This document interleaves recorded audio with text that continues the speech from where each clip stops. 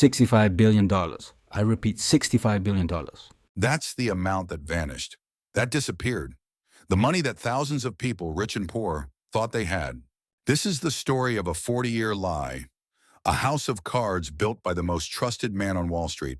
Bernie Madoff's fraud isn't just a lesson in greed, it's a warning about how financial psychology works. Today we take apart the con man who sat at the top of the world.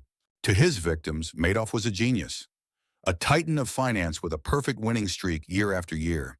In a volatile market where everyone else went up and down, Madoff guaranteed a steady, flawless, double-digit return. His secret? He didn't have one. His business wasn't investing. It was trust. A classic Ponzi scheme, but operating on a Wall Street scale. The money from new investors was used immediately to pay the profits promised to the older ones, a cycle that depended on a constant flow of new victims. Madoff wasn't selling returns. He was selling exclusivity. If you weren't part of his inner circle in Palm Beach or New York, you couldn't invest. And that made him even more desirable. The paradox is that for decades, no one asked the right questions.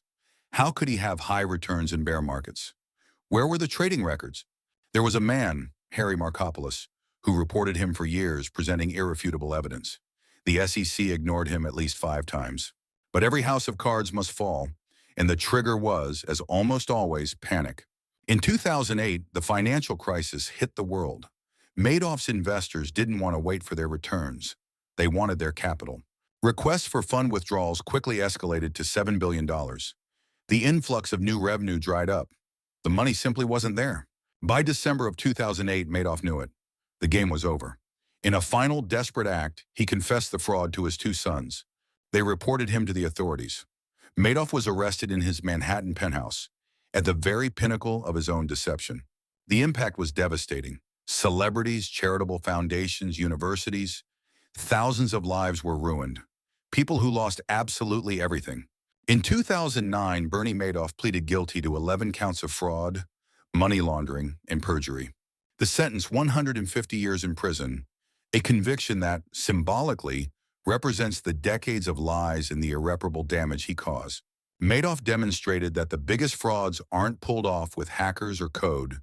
They're executed with a smile, an expensive suit, and the promise of something that simply doesn't exist. The lesson from Madoff is clear. If it sounds too good to be true, it almost certainly is. Easy money doesn't exist, only the illusion of security. The best defense against fraud isn't luck, but knowledge. And that's precisely why we are here, to teach you how to see straight through the lies. If this analysis helped open your eyes to the dark side of finance, please give the video a like. Your support helps us expose the next great deception. And most importantly, subscribe now to receive our weekly fraud alert. Don't let your money vanish. So the financial system doesn't catch you by surprise, watch the video on your screen right now.